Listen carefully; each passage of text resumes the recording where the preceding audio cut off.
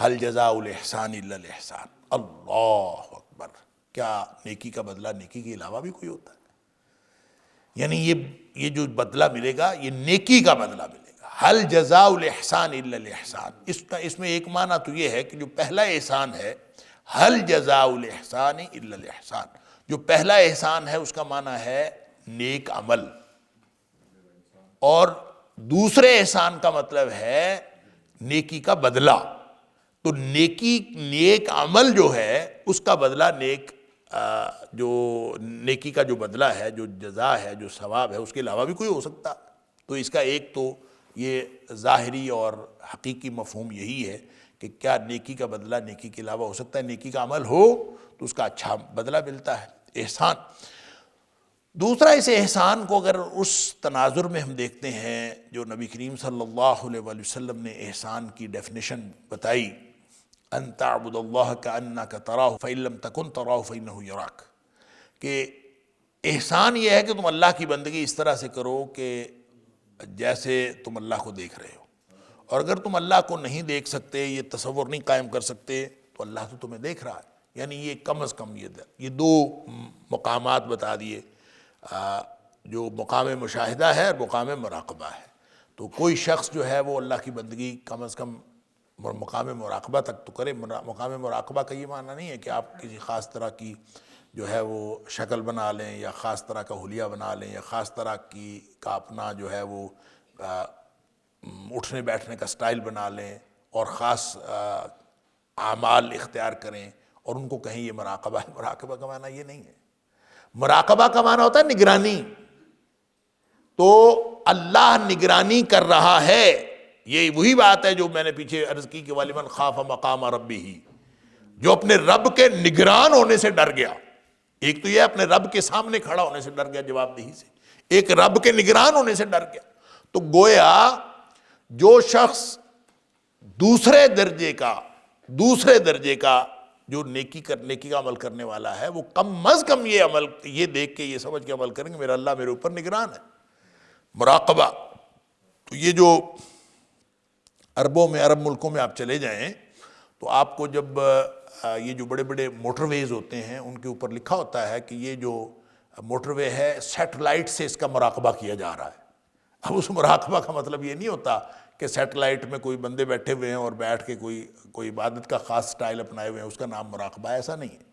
بلکہ اس مراقبہ کا معنی یہ ہے کہ اس کو سیٹلائٹ سے اس کی نگرانی کی جا رہی ہے، اور جب سیٹلائٹ سے نگرانی کی جا رہی ہے تو اس کا مطلب ہے آپ کوئی حرکت کریں گے تو آپ کا چالان فوراً ہو جائے گا۔ وہ سیٹلائٹ کے ذریعے سے ہر ایک کو پتہ چل جاتا ہے، وہ جہاں پہ بیٹھے ہوتے ہیں مانیٹرنگ کرنے والے، ان کو پتہ چل جاتا ہے کہ آپ کیا کر رہے ہیں۔ تو اللہ ہمیں ہر وقت دیکھ رہا ہے، لہٰذا نیکی کے عمل کا کم از کم درجہ یہ ہے کہ آپ یہ دیکھیں کہ میرا اللہ مجھے دیکھ رہا ہے، یہ کم از کم یہ۔ لہٰذا احسان اگر کوئی شخص اختیار کرے، اور احسان کا وہ جو ٹاپ درجہ ہے وہ اختیار کرے کہ جیسے میں اللہ کو دیکھ رہا ہوں، تو گویا جتنا بڑا کوئی آگے بڑھ کے اللہ کی نیکی میں آگے بڑھے گا، اللہ کے سامنے عبادت میں آگے بڑھے گا، اتنا زیادہ اس کے اجر میں اضافہ ہوگا۔ لہذا حل جزاء الاحسان الا الاحسان۔ اب یہ احسان جو ہے ہمیں یہ کہا گیا ہے ان تعبد اللہ کأنک تراہ۔ میں اس کی یہ وضاحت بالکل میرا ایک نبی پاک صلی اللہ علیہ وسلم کی احادیث کی روشنی میں، اور یہ جو قرآن نے احسان کی بات کی بار بار کہ احسان محسن ہوتا کون ہے، جیسے سورہ نساء میں فرمایا کہ وَمَنْ أَحْسَنُ دِينًا مِّمَّنْ أَسْلَمَ وَجْهَهُ لِلَّهِ وَهُوَ مُحْسِنٌ۔ اس سے اچھا دین کس کا ہوگا جو اپنی ذات اپنے اللہ کے سامنے پیش کر دے، یعنی اپنے آپ کو اپنے اللہ کے سپرد کر دے، اس کا دین، اس سے اچھا دین کس کا ہوگا؟ یعنی آپ یہ کیلکولیشن کرتے رہیں میں 2 گھنٹے نماز پہ لگا لوں گا، میں 4 گھنٹے یہ کر لوں گا، اتنا اپنا کام کر لوں گا، اتنا فلاں کر لوں گا، یہ کیلکولیشن اللہ کے ساتھ کرنے کی ضرورت کیا ہے؟ اپنا آپ اپنے اللہ کے سپرد کر دو، سادہ سی بات ہے۔ اپنی اولادیں اللہ کے سپرد کر دو، اپنا مال اللہ کے سپرد، سب کچھ جس نے اپنا آپ اللہ کے سپرد کر دیا، اس سے اچھا دین کس کا ہوگا؟ اللہ تعالیٰ فرماتا ہے وَهُوَ مُحْسِنٌ، وہی محسن ہے، بھلے حساب کتاب کرنے والا محسن نہیں ہے۔ محسن وہ ہے جو سارا کچھ ہی اپنے اللہ کے سپرد کر دیتا، وہ محسن ہے۔ اور جس کو نہ سمجھ آئے فرمایا وَاتَّبَعَ مِلَّةَ إِبْرَاهِيمَ حَنِيفًا، وہ ابراہیم علیہ السلام کی زندگی کو دیکھ رہے، جس طرح ابراہیم علیہ السلام نے اپنا آپ اپنے اللہ کے سپرد کیا تھا، اس طرح سے اپنا آپ اللہ کے سپرد کریں گے تو یہ احسان ہوگا۔ اب ہمارے ذمے یہ رکھا ہے، گویا میں یہ عرض کرتا ہوں کہ ہر وہ شخص محسن ہے جو بہتر سے بہتر نیکی کرنے کی کوشش کرتا ہے، آگے سے آگے بڑھتا جاتا ہے، آگے سے آگے بڑھتا جاتا ہے۔ اب یہ آگے سے آگے بڑھتا جاتا ہے، کب تک، کہاں تک جانا ہے؟ منزل کیا ہے؟ اگر دنیا میں منزل آ جائے، احسان کی منزل اگر دنیا میں آ جائے، تو کوئی بھی چیز جس کی منزل آ جاتی ہے نا، تو اس کے بعد پھر اس کا نیچے کی طرف سفر شروع ہو جاتا ہے۔ مثلا اگر آپ پہاڑ پہ چڑھ رہے ہیں، چڑھتے جا رہے ہیں، چڑھتے جا رہے ہیں، چڑھتے جا رہے ہیں، چوٹی آ گئی۔ جب چوٹی آ گئی تو اگلا قدم تو آپ کا ڈاؤن ورڈز ہوگا۔ اچھا، اس لیے جو اللہ کے قرب کی منزلیں ہیں یہ ختم نہیں ہوتی، انسان آگے سے آگے بڑھتا جاتا ہے، آگے سے آگے بڑھتا جاتا ہے، اور یہ ختم نہیں ہوتا۔ لہذا جتنا محسن وہ ہوتا ہے جو کسی بھی نیکی پر مطمئن نہیں ہوتا، وہ اور بہتر کرنے کی کوشش کرتا ہے، وہ اور بہتر، اور بہتر، اور بہتر، اسی طرح اس کی زندگی گزر جاتی ہے۔ اور وہ اپنے آپ کو دیکھیں، مجھے یوں لگتا ہے، ایک تو یہ خیر معنی ہے ان تعبد اللہ کانک تراہ، کہ اپنی کیفیت ایسی بنائیں کہ جیسے آپ اللہ کو دیکھ رہے ہیں۔ اور حضرت ابن عمر رضی اللہ تعالیٰ عنہ کے بارے میں آتا بھی ہے بعض روایات میں کہ حضرت عبداللہ بن عمر رضی اللہ تعالیٰ عنہ نے یہ کہ ایک دفعہ جو ہے طواف کر رہے تھے، تو طواف کے دوران کسی شخص نے ان سے کہا، رشتے کی بات کی، تو طواف کے دوران بات چونکہ ہو سکتی ہے، نبی پاک صلی اللہ علیہ وآلہ وسلم نے فرمایا کہ طواف نماز ہی کی طرح ہے، لیکن اس میں بات ہو سکتی ہے، یعنی بات کی جا سکتی ہے۔ تو طواف گویا جس طرح نماز میں خشوع و خضوع کی ضرورت ہے، اسی طرح کی خشوع و خضوع کی ضرورت طواف میں بھی ہے۔ تو ان کے ساتھ کسی نے کسی رشتے وغیرہ کی بات کی تو انہوں نے جواب ہی نہیں دیا، انہوں نے دوبارہ بات کی، انہوں نے پھر جواب نہیں دیا۔ تو وہ خیر آخر جو رشتے کی آفر کرنے والا تھا اس کو شرمندگی بھی ہوئی ہوگی کہ میں ان کو رشتہ آفر کر رہا ہوں تو یہ میری جو لفٹ ہی نہیں کرا رہے، تو وہ پھر خاموش ہو گیا۔ تو بعد میں طواف کے بعد جب حضرت عبداللہ بن عمر رضی اللہ تعالیٰ عنہ کے ساتھ اس کی بات ہوئی، گفتگو ہوئی، تو عبداللہ بن عمر رضی اللہ تعالیٰ نے فرمایا کہ ہم جب طواف میں ہوتے ہیں تو ہم اپنے اللہ کو اپنے سامنے دیکھ رہے ہوتے ہیں۔ اب یہ اللہ تعالیٰ کو اپنے سامنے دیکھ رہے ہوتے ہیں، یہ کیا کیفیت ہے جو یہ کیفیتیں بناتے ہیں؟ جن لوگوں کو ان کیفیتوں میں آگے سے آگے بڑھنے کا شوق ہے وہی جانے، ہم تو کبھی پہلے قدم پہ ہی اس سے آگے نہیں بڑھ سکے، ہمیں کیا پتہ۔ لیکن بہرحال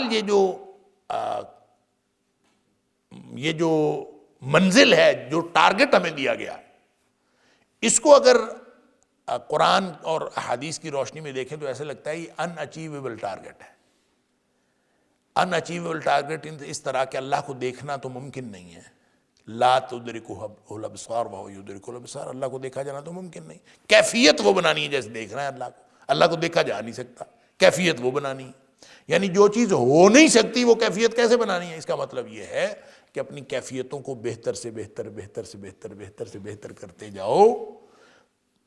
وہ منزل اللہ کو دیکھ لینے کی وہ اتنی دور ہے کہ کوئی آدمی جتنا بھی اونچا سے اونچا، اونچا سے اونچا، اونچا سے اونچا چلتا جائے، کبھی منزل یہاں آتی نہیں ہے، اور اس کا سفر بلندی کی طرف جاری رہتا ہے، بلندی، اللہ کے قرب کی طرف اس کا سفر جاری رہتا ہے۔ لہذا اس کی لذتیں بھی بڑھتی رہتی ہیں، اور وہ جیسے جیسے اوپر جاتا ہے اس کی لذتیں بڑھتی جاتی ہیں، اس کا سفر جاری ہوتا ہے اللہ کے قرب کا، درمیان میں موت آ جاتی ہے۔ وَاعْبُدْ رَبَّكَ حَتَّى يَأْتِيَكَ الْيَقِينُ، اللہ کی بندگی کرتے رہو یہاں تک کہ تمہیں موت آ جائے۔ لہذا وہ جو جس کیفیت میں جو کیفیتیں اب طاری کر کے اپنے اوپر کہ میں اللہ کو دیکھ رہا ہوں، اللہ کو دیکھ رہا ہوں، اللہ کو دیکھ رہا ہوں، یہ کیفیتیں طاری کر کے نیکی بہتر سے بہتر، بہتر سے بہتر کرتے جانا، کرتے جانا، اور درمیان میں موت آ جاتی ہے، پھر اس کے بعد کیا ہوتا ہے؟ برزخ، پھر عمل تو ختم ہو گیا، عمل ختم ہو گیا، لیکن وہ جو سپیڈ بنی تھی، وہ جو اللہ کے قرب کی طرف سفر کی سپیڈ بنی تھی، وہ جو رفتار بنی تھی، وہ جاری ہے۔ عمل ختم ہو گیا، انقطع عملہ، اعمال ختم ہو گئے، موت آ گئی۔ اب اس کے بعد وہ جو برزخ ہے، پھر حشر ہے، اور وہ سارا کا سارا اسی سپیڈ کے مطابق ہوگا جتنی سپیڈ دنیا میں بنائی تھی. جتنی اوپر کی طرف سفر جاری تھا وہ اسی طرح سفر یہ جاری رہے گا. اللہ اکبر. حتیٰ کہ جنت دوزخ کا فیصلہ ہو جائے گا. جنتی جنت میں چلے جائیں گے، جہنمی جہنم میں چلے جائیں گے. سسٹم مکمل ہو جائے گا. سسٹم جب مکمل ہو جائے گا تو نبی کریم صلی اللہ علیہ وآلہ وسلم نے فرمایا کہ ایک فرشتہ جو ہے وہ جنتیوں کے سامنے جنتیوں کو آواز دے گا، ایک منادی کرے گا اور ان سے کہے گا کہ تمہارے ساتھ اللہ کا ایک وعدہ تھا. اللہ اکبر. تمہارے ساتھ اللہ کا ایک وعدہ تھا اور اللہ چاہتا ہے کہ اس وعدے کو پورے کرے. اللہ یرید ان ینجزکموہ. اللہ چاہتا ہے کہ وہ تمہارا وعدہ پورا کر دے. اور جنتی حیران ہو جائیں گے کہ ہمارے چہرے روشن نہیں کیے، ہمیں جہنم سے بچا کے جنت نہیں عطا کی، اتنی نعمتیں عطا نہیں کی، عذابوں سے نہیں بچایا. سب کچھ تو کوئی اللہ نے دے دیا ہے، اب کون سا وعدہ رہ گیا جو پورا نہیں ہوا. ابھی وہ سوچ رہے ہوں گے کہ اللہ تعالیٰ اپنا حجاب ہٹا دے گا اور جب جنتیوں کو اللہ کا دیدار ہوگا تو جنتی یہ سمجھیں گے کہ جنت کی ساری نعمتیں اس کے سامنے ہیچ ہیں اللہ کے دیدار کی لذت کے سامنے. یہ ہے جب سسٹم مکمل ہو، وہ اس منزل کی طرف ہم نے جانا ہے. یہ جو الاحسان ہے نا، یہ اصل میں اس منزل کی طرف جانا ہے. لہذا جو شخص اس منزل کی طرف جاتے ہوئے بہتر سے بہتر نیکی کرے گا اتنا ہی بڑا اس کو بدلہ ملے گا. حل جزاء الاحسان الا الاحسان. اس کا سادہ ترجمہ تو یہی ہے، ہر نیکی کا جو بدلہ ہے وہ نیکی ہی ہے. نیک عمل کرے گا اس کو بہت نیکی کا جو بدلہ اللہ نے مقرر کیا ہے وہ اس کو ملے گا. تو یہ سوال جو ہے وہ یہ سوالیہ انداز میں اللہ تعالیٰ نے قانون بیان فرما دیا، حل جزاء الاحسان الا الاحسان. تو گویا نیکی کے معاملے میں کسی حد پہ آ کر رک نہیں جانا چاہیے اور یہ نہیں کہنا چاہیے کہ اب میں نے اتنی نیکی کر لی بس کافی ہے. نہیں، زندگی پوری انسان لگا رہے اوپر سے اوپر جاتا رہے تو پھر انشاءاللہ اللہ کی طرف سے جو احسان کا بدلہ جو ملے گا، نیکی کا بدلہ ملے گا، وہ اسی کے مطابق ہوگا. جتنی بلند پرواز اور جتنی اس نے محنت کی ہوگی، اسی لیے اللہ تعالیٰ قرآن میں فرماتا ہے وَسَارِعُوا وَسَابِقُوا. جلدی کرو، تیزی دکھاؤ اور آگے بڑھو، سبقت کرو. یہ ایک معاملہ ایسا ہے کہ اس میں آگے سے آگے بڑھنے کی ضرورت ہے. اور نبی پاک صلی اللہ علیہ وآلہ وسلم نے طریقہ بھی یہی بتایا. آپ نے فرمایا دنیا کا معاملہ ہو نا، اپنے سے نیچے والے کو دیکھو تاکہ تمہیں شکر کے جذبات پیدا ہو. دنیا کے معاملے میں اپنے سے نیچے والے کو دیکھو اور دین کے معاملے میں ہمیشہ اپنے سے اوپر والے کو دیکھو تاکہ تم میں آگے بڑھنے کا جذبہ پیدا ہو. اور دنیا کے معاملے میں شکر کی ضرورت ہے اور آخرت کے معاملے میں فکر کی ضرورت ہے اور آگے بڑھنے کی ضرورت ہے. اللہ تعالیٰ ہم سب کو توفیق عطا فرمائے. حل جزاء الاحسان الا الاحسان. اب یہ جو پہلی قسم کے 2 باغ ہیں اور دوسری قسم کے جو 2 باغ ہیں ان کے درمیان میں یہ آیت ہے حل جزاء الاحسان الا الاحسان. اس کا مطلب یہ ہوگا کہ جو سادہ جنتیوں والے جنہوں نے عمل کیے ہوں گے ان کو سادہ جنتیں ملیں گی اور جن کو اعلیٰ جنتیوں والے جنہوں نے عمل کیے ہوں گے ان کو اعلیٰ جنتیں ملیں گی. لہٰذا احسان کا بدلہ احسان ہے، جس طرح کی نیکی ہوگی اسی طرح کا بدلہ مل جائے گا. اور یہ جو مقربون والا جو جس کا عمل ہوگا اس کو وہ والا بدلہ ملے گا اور جس کا عام جنتیوں والا عمل ہوگا ان کو وہ بدلہ ملے گا. لیکن ہے تو وہ بھی احسان اور وہ بھی احسان، وہ بھی نیکی ہے اور وہ بھی نیکی ہے، لیکن نیکی کا درجہ ہے. تو جس درجے کی نیکی کی ہوگی اس درجے کی جنت مل جائے گی. فرمایا فَبِأَيِّ آلَاءِ رَبِّكُمَا تُكَذِّبَانِ. پس کون کون سی نعمتوں کو تم دونوں جھٹلاؤ گے، اپنے رب کی کون کون سی نعمتوں کو تم دونوں جھٹلاؤ گے، یعنی جنوں اور انسانوں. وَمِن دُونِهِمَا جَنَّتَانِ. یہ ہے وہ بات جو بار بار میں حوالہ دے رہا تھا کہ ان 2 باغوں کے علاوہ 2 باغ اور ہے. اب یہ دون سے مراد ان کے علاوہ بھی ہو سکتا ہے، ان سے کمتر بھی ہو سکتا ہے.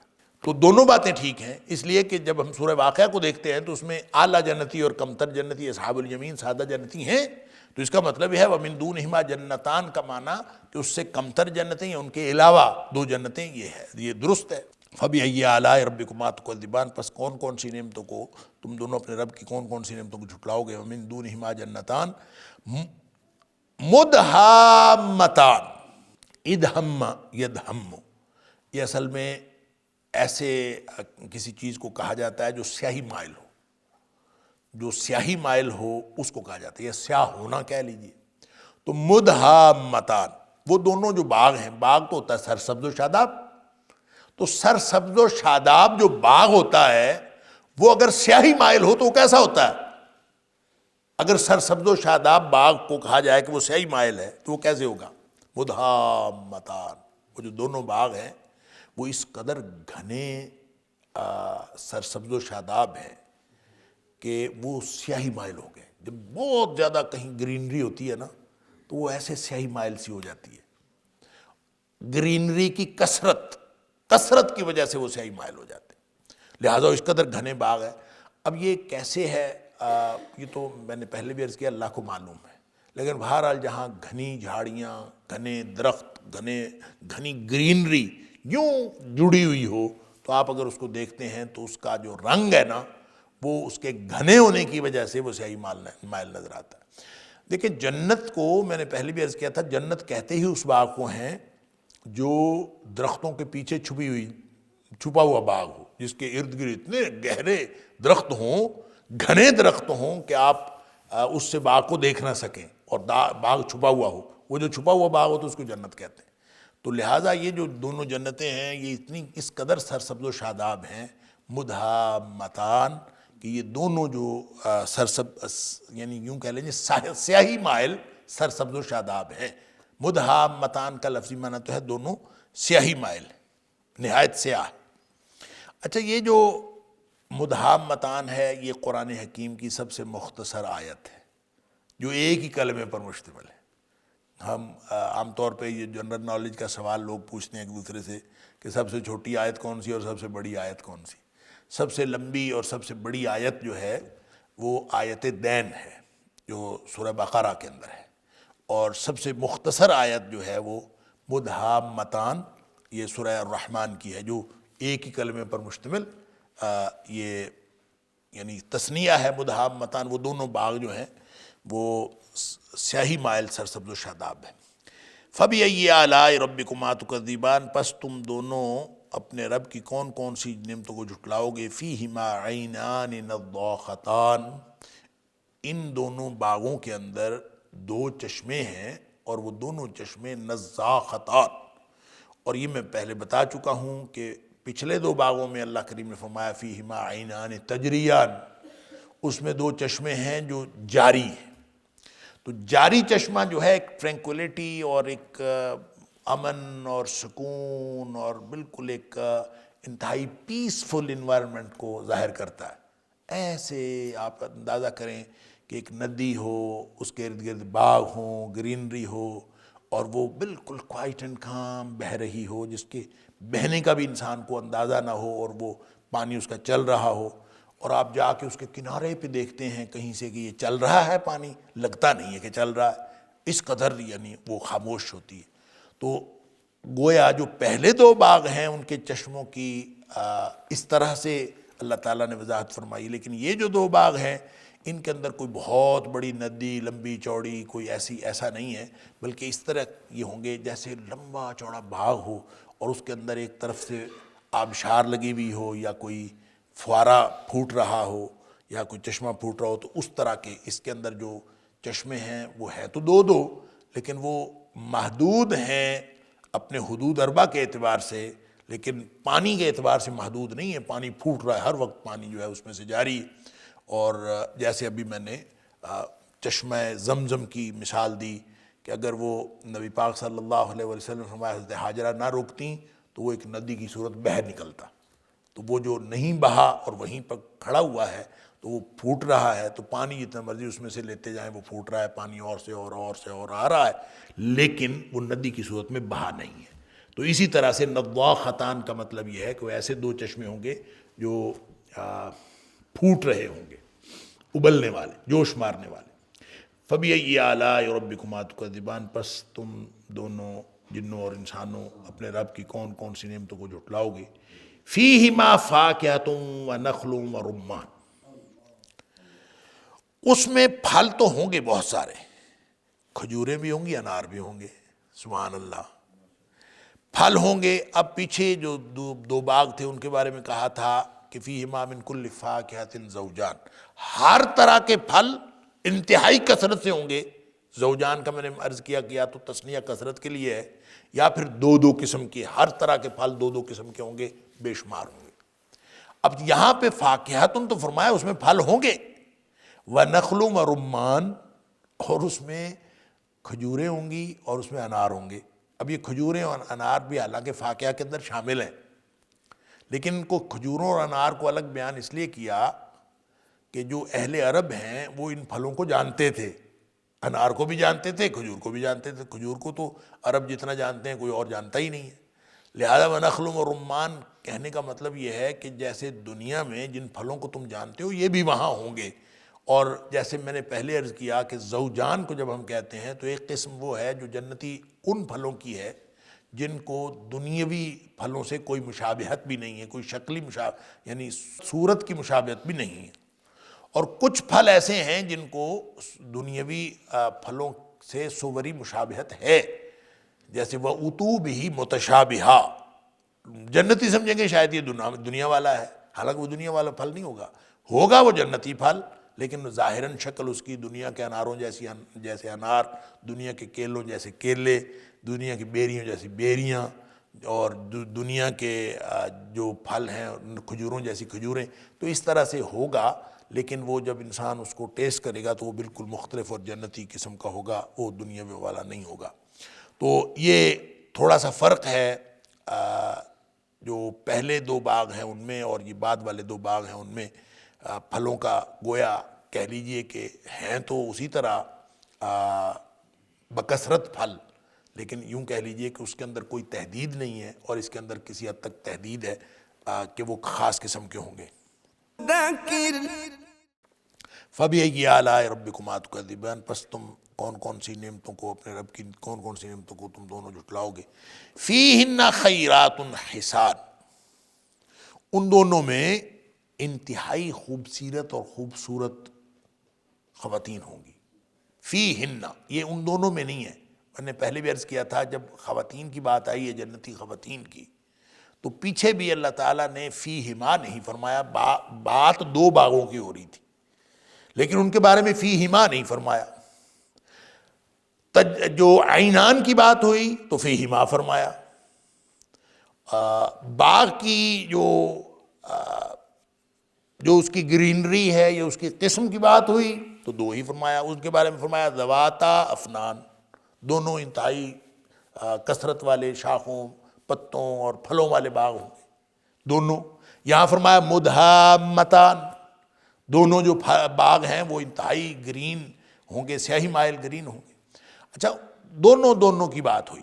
فیہما فاکہہ، وہاں پہ فیہما من کل فاکہۃ زوجان، یہاں پہ فرمایا فیہما فاکہۃ ونخل ورمان، تو فیہما کی بات ہو رہی ہے، لیکن جب جنتی خواتین کی بات ہوئی ہے تو ان دو باغات کے حوالے سے بھی فرمایا فیہن قاصرات الطرف، اس میں نیچی نگاہوں والیاں یا اپنی نگاہوں کو روک کے رکھنے والیاں جو شرمیلی خواتین ہوں گی، اور یہاں فرمایا فیہن خیرات حسان کہ اس میں خوبصورت اور خوبصورت، اچھا خوبصورت ہم ترجمہ کرتے ہیں خیرات کا، خوبصورت ترجمہ کرتے ہیں، حسان کا ترجمہ کرتے ہیں خوبصورت۔ حسان ظاہر ہے خوبصورتی کے حوالے سے حسن سے ہے اور اس کا مطلب ہے خوبصورت، بہت اچھی۔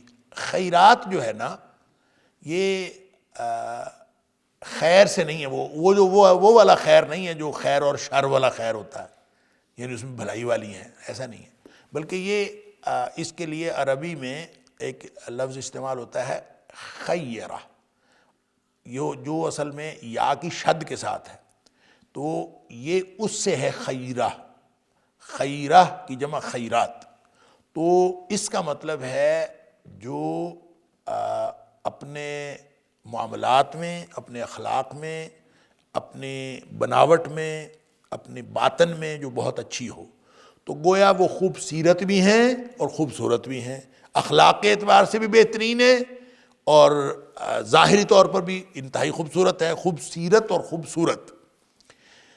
فیہن خیرات حسان فبأی آلاء ربکما تکذبان، پس تم اپنے رب کی کون کون سی نعمتوں کو جھٹلاؤ گے۔ حور مقصورات فی الخیام، اب وہ جو فیہن خیرات حسان ہے اس کی تفسیر بیان فرمائی، وہ کون ہے؟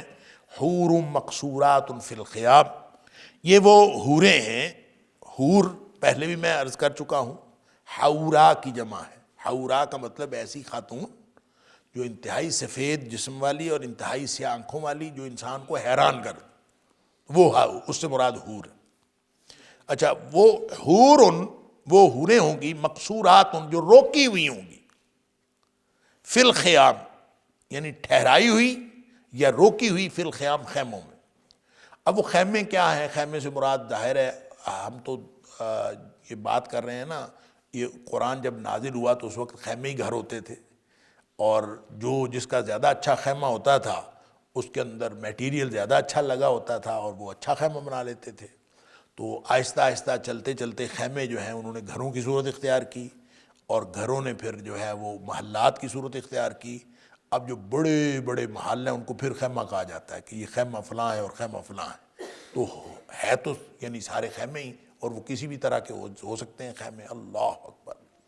تو جنت میں بھی خیمے ہیں، اور جنت کے جو خیمے ہیں، نبی پاک صلی اللہ علیہ وسلم نے فرمایا ایک جنت میں خیمہ ہے، ان فی الجنت خیمۃ، جنت میں ایک خیمہ ہے جو من لؤلؤۃ مجوفہ، جو ایک خولدار موتی کا خیمہ ہے۔ ابھی خولدار موتی کیا ہوتا ہے اور خولدار موتی سے خیمہ کیسے بنتا ہے، اب کوئی اس کی کوئی تصویر بنا سکے اپنے ذہن میں تو بنا لے، لیکن بہرحال آگے پھر نبی کریم صلی اللہ علیہ وسلم نے فرمایا کہ وہ اللہ اکبر، وہ خیمہ جو ہے وہ 60 میل چوڑا ہوگا، عرضھا 60 میلا، عرضھا 60 میلا، اس کا جو چوڑائی ہے نا وہ 60 میل ہوگی۔ تو جس موتی کی چوڑائی 60 میل ہے اس کی لمبائی کتنی ہوگی، اور میل بھی پھر جنت کے ہیں اللہ جانے کتنا لمبا چوڑا، ایک ہی خیمہ موتی جیسا۔ اور حدیث میں یہ بھی آتا ہے کہ اس کے کونوں میں اس کے اہل خانہ ہوں گے، وہ ایک کونے میں کوئی اور اہل خانہ ہے اور دوسرے میں کوئی اور اہل خانہ ہے، تیسرے میں کوئی اور اہل خانہ ہے، اور جو جنتی ہوگا وہ اپنے اہل خانہ کے درمیان گھومے پھرے گا، یعنی کبھی ادھر جائے گا کبھی ادھر۔ 60 میل چوڑا، اور اس سے ڈبل ہو، لمبائی تو ظاہر زیادہ ہی ہوگی نا، تو وہ ڈبل ہو یا تا حد نگاہ ہو، واللہ عالم، جنت کے میل ہیں، تو کتنا لمبا چوڑا ہوگا اللہ کو ہی معلوم ہے۔ لیکن اس میں ایک جگہ سے دوسری جگہ جانے کے لیے جنتی کو کوئی دقت پریشانی نہیں ہوگی، وہ وہاں جاتا آتا رہے گا۔ اللہ اکبر! تو حور مقصورات فی الخیام، خیموں میں ٹھہرائی ہوئی حوریں ہوں گی۔ تو اس سے میں نے پہلے بھی عرض کیا کہ اس سے بات یہ سمجھ میں آتی ہے کہ خیموں میں ٹھہرائی ہوئی عورت جو ہوتی ہے وہ اعلیٰ عورت ہوتی ہے۔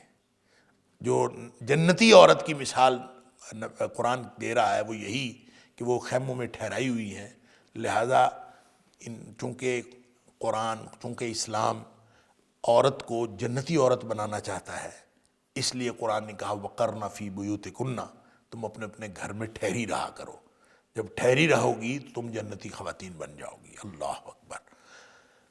تو حور مقصورات فی الخیام، وہ انتہائی خوبصورت، انتہائی خوبصورت، جو ان دونوں باغات میں نہیں بلکہ ان سارے باغات میں نے عرض کیا فی ہن، اس کا مطلب یہ ہے کہ نہ صرف یہ ان 4 باغات میں، بلکہ جو ہر جنتی کو 2 باغات ملیں گے، عورتیں ہوں گی، وہ جنوں کی الگ ہوں گی، جنوں کے الگ جنتیں ہوں گی، ان کا الگ سسٹم ہوگا، اور انسانوں کا الگ ہوگا۔ فَبِأَيِّ آلَاءِ رَبِّكُمَا تُكَذِّبَانِ، پس اپنے رب کی کون کون سی نعمتوں کو تم جھٹلاؤ گے۔ لَمْ يَطْمِثْهُنَّ إِنسٌ قَبْلَهُمْ وَلَا جَانٌ، یہ وہی بات جو پہلے بھی آ چکی پچھلے 2 باغوں کے حوالے سے بھی، کہ وہ حوریں ایسی ہوں گی کہ جن کو نہ کسی انسان نے اس سے پہلے نہ کسی جن نے چھوا ہوگا۔ فَبِأَيِّ آلَاءِ رَبِّكُمَا تُكَذِّبَانِ، پس تم اپنے رب کی کون کون سی نعمتوں کو جھٹلاؤ گے۔ متکئین علی رفرف خضر وعبقری حسان، اللہ اکبر۔ متکئین، یہ تکیہ لگائے ہوئے ہوں گے، علی رفرف، ایسے قالین کے اوپر۔ رفرف جو ہے ایسے قالین کو کہتے ہیں یا غالیچے کو کہتے ہیں جو نیچے بچھایا جائے، اور یہ اس میں جمع ہے رفرفہ سے، رفرف یہ اس میں جمع۔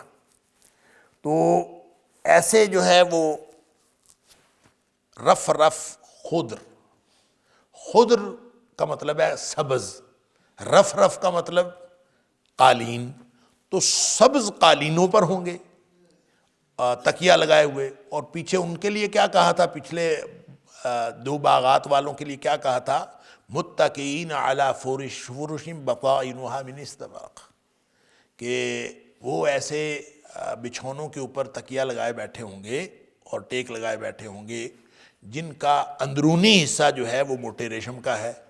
اور میں نے عرض کیا کہ بیتانہ یعنی اندرونی حصہ جو ہوتا ہے اس سے زہارہ جو باہری حصہ ہوتا ہے، وہ باہری حصہ زیادہ خوبصورت، زیادہ خوشنما اور زیادہ قیمتی بنایا جاتا ہے۔ جن کا اندر موٹے ریشم کا ہے ان کا باہر کیا ہوگا۔ اور اسی طرح یہاں فرمایا کہ وہ سبز قالینوں کے اوپر تکیہ لگائے بیٹھے ہوں گے، وعبقری حسان، جو سبز بھی ہوں گے۔ اور وہ عبقری اصل میں نا کسی نادر چیز کو کہتے ہیں، کسی ایسی چیز کو کہتے ہیں جو بہت ہی اس قدر حیران کن، نادر یا نادر الوجود یا فائق ہو کہ جس کا دنیا میں کوئی آپ مثال ہی نہ دے سکے، اس کو عبقری۔ اصل میں جیسے ہم آپس میں کہانیاں سناتے ہیں نا پریوں اور جنوں کی، تو وہ جی پھر پرستان چلے گئے تو پھر پریوں کا پرستان میں تو پھر پریاں ہوتی ہیں، اور پھر وہاں کیا کچھ ہوتا ہے، سارا کچھ ما فوق العقل اور ما فوق الفطرت ہوتا ہے۔ تو اس طرح کی باتیں، اسی طرح سے عربوں کے ہاں عبقر اس چیز کو کہا جاتا ہے جو ما فوق العقل اور ما فوق الفطرت ہو، تو اسی سے عبقری ہے، اس کے ساتھ یہ اسی سے تعلق ہے اس کا عبقری کا۔ عبقری کہ ایک ایسی چیز جو نادر الوجود ہو، جو فائق ہو ہر چیز کے اوپر۔ اور اس کا جو ہے عبقری کا یعنی بہت ہی نادر، یہ بہت ہی اعلیٰ، عبقری حسان، یعنی وہ انتہائی نادر اور خوبصورت وہ قالین ہیں جن سبز قالینوں کے اوپر وہ تکیے لگائے بیٹھے ہیں۔ یہ عبقری کا لفظ جو ہے حدیث میں بھی آتا ہے۔ نبی پاک صلی اللہ علیہ وسلم نے فرمایا مجھے خواب آئی، خواب میں میں نے ایک کنویں سے کچھ ڈول کھینچے، پانی کھینچا، تو پھر نبی پاک صلی اللہ علیہ وسلم فرماتے ہیں اس کے بعد ابو بکر آئے تو کچھ ڈول انہوں نے بھی کھینچے، تو لیکن ابو بکر نے جو ڈول کھینچے ان کے پانی کھینچنے میں کچھ ضعف تھا۔ اب نبی پاک صلی اللہ علیہ وسلم خواب بیان کر رہے ہیں کہ میں نے ڈول کھینچے پانی کے کنویں میں سے، اور پھر ابو بکر نے کچھ کھینچے، پھر عمر آئے اور عمر نے آ کے اللہ فاستحالت بیدہ غربا، اس کے ہاتھ میں ایک ایسا ڈول تھا، کوئی یعنی ظاہر اس دور میں ڈول کھینچنے کے لیے اپنی طاقت کے مطابق ہی ڈول ہوتا تھا نا، چھوٹا ڈول، بڑا ڈول، اس سے بڑا ڈول۔ تو نبی پاک صلی اللہ علیہ وسلم فرماتے ہیں کہ اس کے ہاتھ میں ایک ایسا ڈول تھا، فلم اور عبقریا یفری فریہ، اللہ اکبر، کہ میں نے اس جتنی قوت والا یعنی قوت کی کاٹ والا میں نے نہیں دیکھا جس طرح کی کاٹ اس نے کاٹی۔ کیا مطلب کہ جس طرح کے ڈول حضرت عمر فاروق رضی اللہ عنہ نے کھینچے، ایسا ڈول کھینچنے والا میں نے کبھی دیکھا ہی نہیں، اس طرح قوت کے ساتھ کھینچے، اللہ۔ تو اس میں جو الفاظ استعمال ہوئے ہیں عبقرین، کہ نبی پاک صلی اللہ علیہ وسلم نے حضرت عمر فاروق رضی اللہ تعالیٰ عنہ کے لیے عبقری کا لفظ استعمال فرمایا کہ بالکل ایک نادر الوجود۔ تو یہاں متکئین علی رفرف خضر وعبقری حسان کا معنی یہ ہوگا ایسے خوبصورت اور نادر الوجود نفیس قسم کے سبز قالینوں کے اوپر وہ تکیہ لگائے بیٹھے ہوں گے۔ اللہ اکبر، اللہ تعالیٰ ہم سب کو ان میں سے کرے۔ فَبِأَيِّ آلَاءِ رَبِّكُمَا تُكَذِّبَانِ، پس تم اپنے رب کی کون کون سی نعمتوں کو جھٹلاؤ گے۔ إن هذا القرآن يهدي للتي هي أقوم ويبشر المؤمنين الذين يعملون الصالحات أن لهم أجرا كبيرا